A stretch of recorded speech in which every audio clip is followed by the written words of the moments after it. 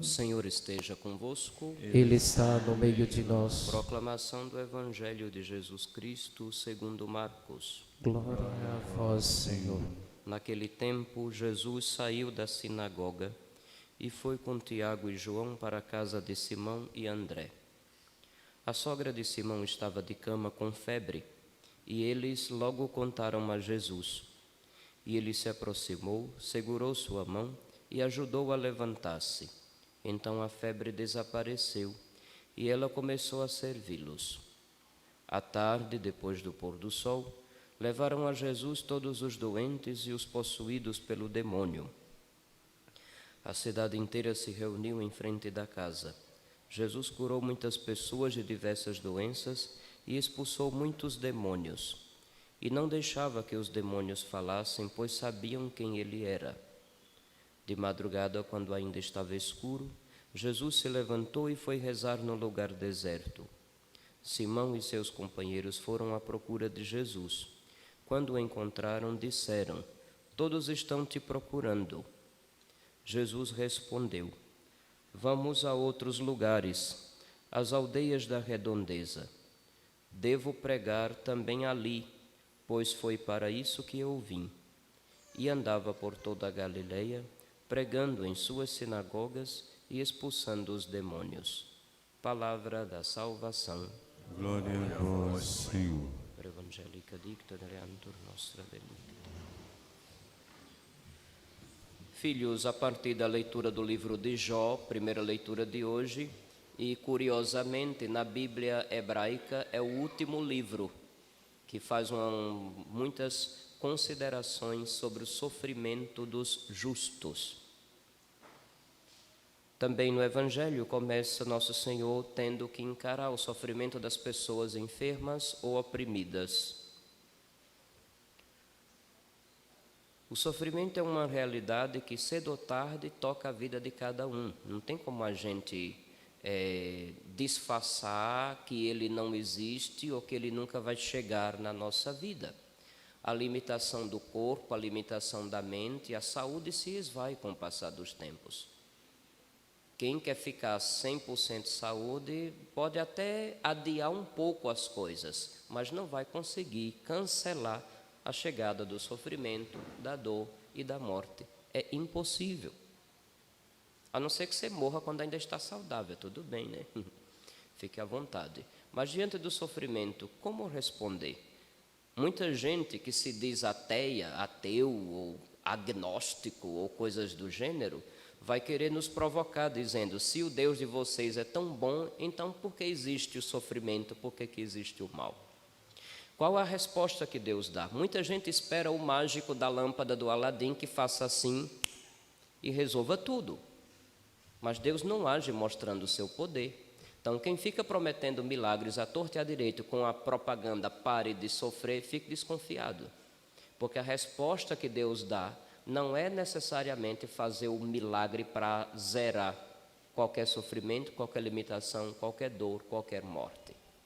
A resposta que Nosso Senhor vai dar diante do sofrimento e da morte como um todo é Ele próprio vindo até nós e num corpo como o nosso se coloca sob o sofrimento, sob a dor, sob a morte. O mistério de Jesus crucificado ilumina a resposta, para nós, melhor dizendo, torna-se uma luz sobre como Deus responde à questão do nosso sofrimento. Claro, existem sofrimentos que são provocados pela maldade humana. Os sofrimentos por injustiça, por opressão, eles precisam ser combatidos. Precisa ser combatida a causa da injustiça, a causa da opressão. É por isso que a igreja não pode ficar indiferente diante de situação de injustiça. Infelizmente, nós estamos vivendo num tempo em que parece que só vale denunciar a injustiça se for uma determinada linha política que governe o país. Agora, se é outra linha política que está governando o país, as injustiças acontecem e aqueles que deveriam denunciar, como se fossem teólogos da corte, ficam caladinhos porque são coniventes. Não interessa qual é o governo de turno, se alguma injustiça acontece, quem é de Jesus deve estar ao lado do que sofre, ao lado do que é injustiçado, ao lado do que é oprimido. A gente não pode ficar alheio ou fazer de conta que não tem nada a ver comigo.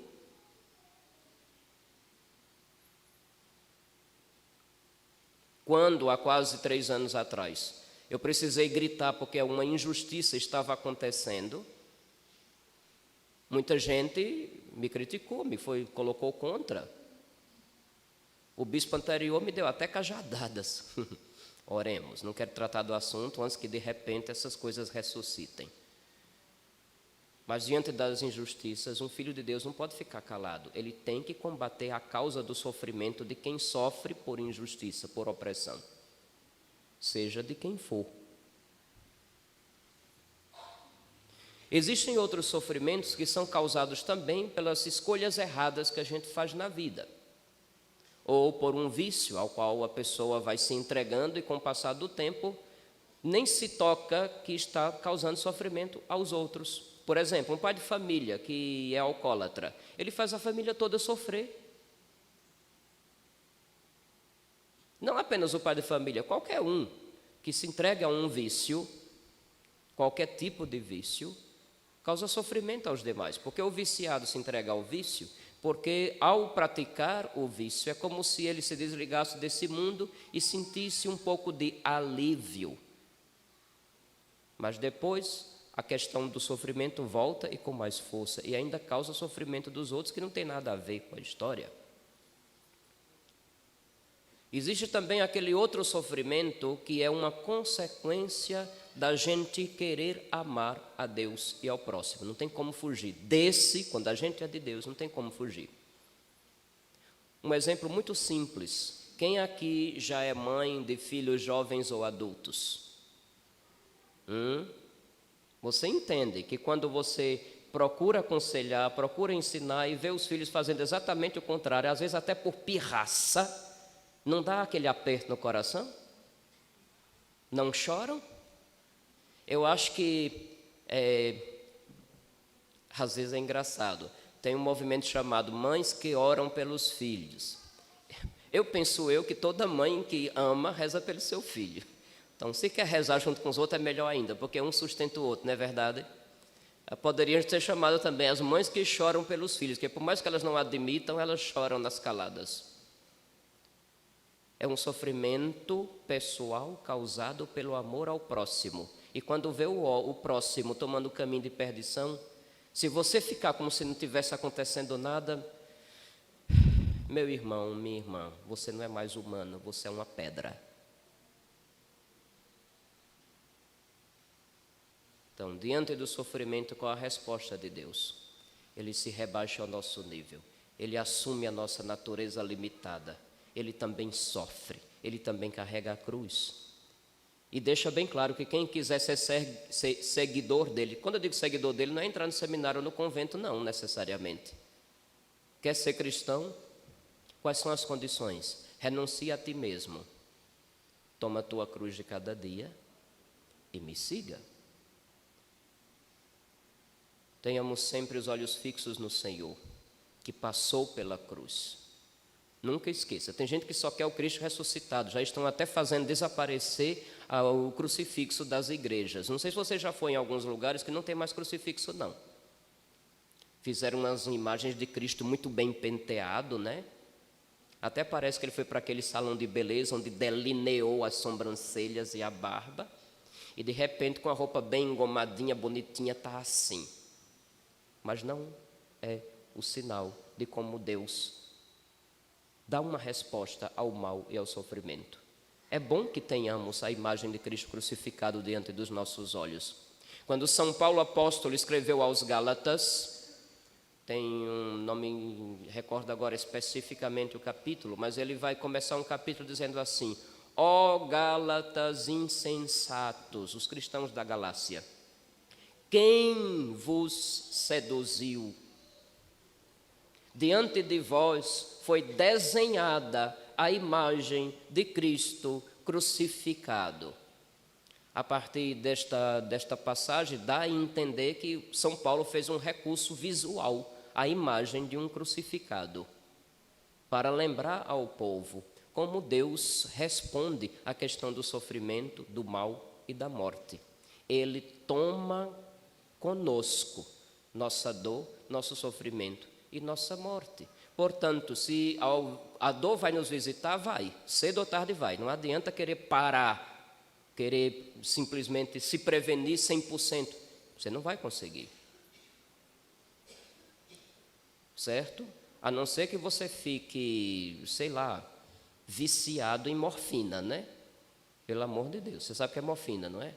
É aquela droga que nos hospitais se aplicam aos doentes que estão passando por processos de terapia que causa muita dor.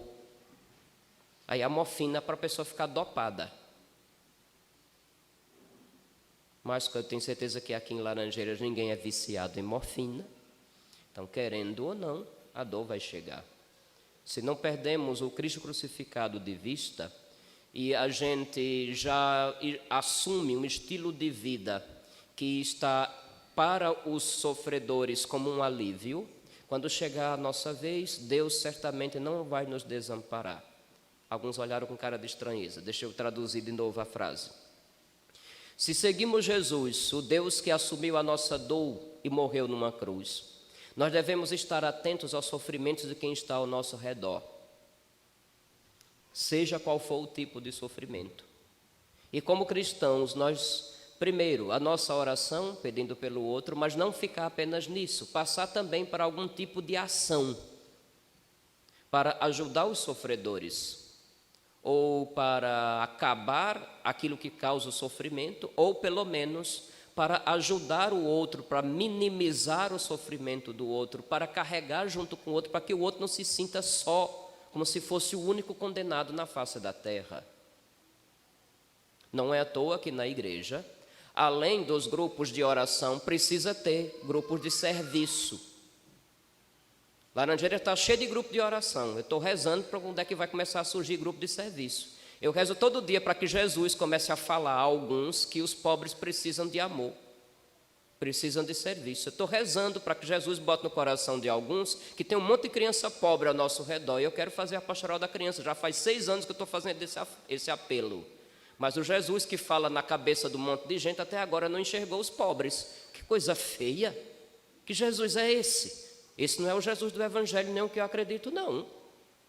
O Jesus do Evangelho que eu creio, quando começa o nosso processo de conversão, ele apura a nossa visão e começamos a enxergar as necessidades dos outros e nos pomos a serviço. Esse é o Jesus que eu conheço. Não o Jesus que só manda você botar a mão no peito, fechar os olhos e dizer um blá blá blá blá que você não entende nada do que está dizendo.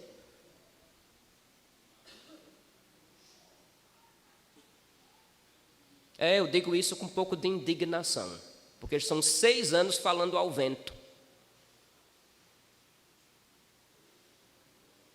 Este mês, quem é do apostolado deve recordar, este mês o Santo Padre, o Papa Francisco, está pedindo que a gente redobre de esforço para ajudar os doentes, especialmente aqueles em situação muito grave ou terminais, para cuidar, para dar atenção. Tem muitas situações que não tem como a gente libertar a pessoa da dor, mas quando você está junto e o outro percebendo que não está isolado e jogado num canto esquecido de todos, é mais suportável. E quando a gente, pelo testemunho de serviço, ensina ao outro quem é Jesus, a pessoa vive aquele momento dando sentido àquilo que está passando. Porque se a gente vive, digamos assim, querendo ter um fim de vida, uma morte que tenha sentido, um sofrimento e uma morte que tenha sentido, então a nossa vida terá sentido. A dor vai chegar para mim. A limitação do corpo e da mente vai chegar para mim também.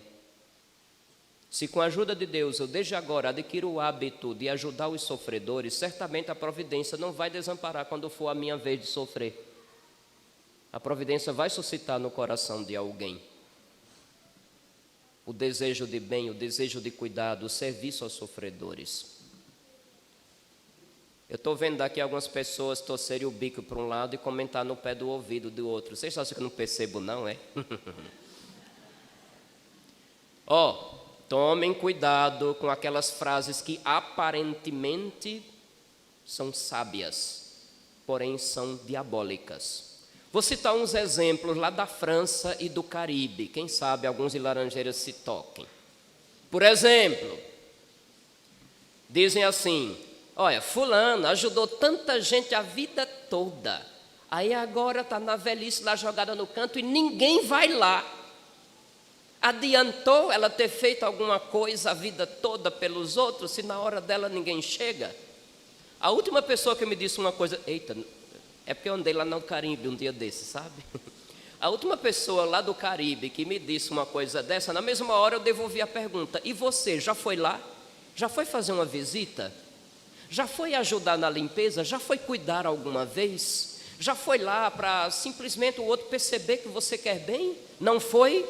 Então cala a boca e não fique dizendo frases como se fosse secretário do cão.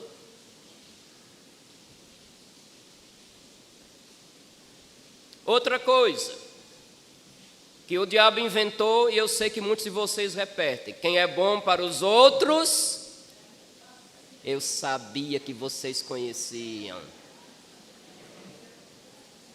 Isso aí é uma desculpa diabólica para que você continue sendo esse traste ruim que você ainda é. Outro exemplo: quem se abaixa demais não fala que tem criança aqui. Meu Deus do céu. Todos são ditados populares que desestimulam qualquer pessoa a ajudar, a fazer o bem, a servir a quem está necessitado. Tomem cuidado com esse tipo de ditado. Sem contar daqueles outros egoístas, né?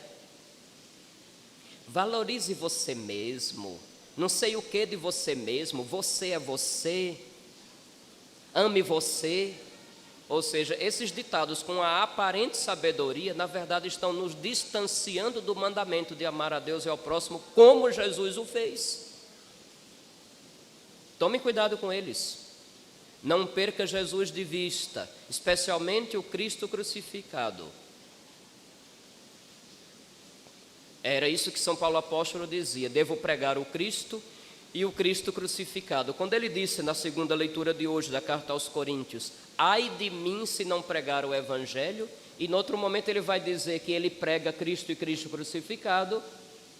Ai de mim se, tendo sido amado dessa forma pelo Senhor, eu também não me desdobre para fazer do mesmo jeito com os meus irmãos e estimular os outros também a amar.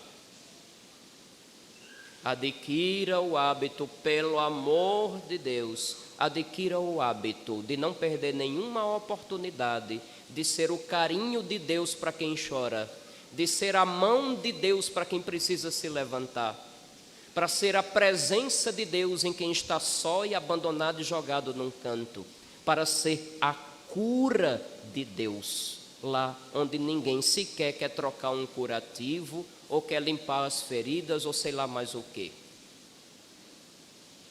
Não perder nenhuma oportunidade para ser a voz de Deus quando os opressores imporem o silêncio aos oprimidos. Vai chegar. A gente só vai conseguir carregar a própria cruz se não perder Jesus de vista. E para não ficar uma coisa muito seca, lembrei-me ainda ontem de uma música do Padre Zezinho, muito bonita, muito bem feita. Você já deve ter percebido que eu gosto muito das músicas do Padre Zezinho, né? É porque eu cresci num lugar que não tinha padre.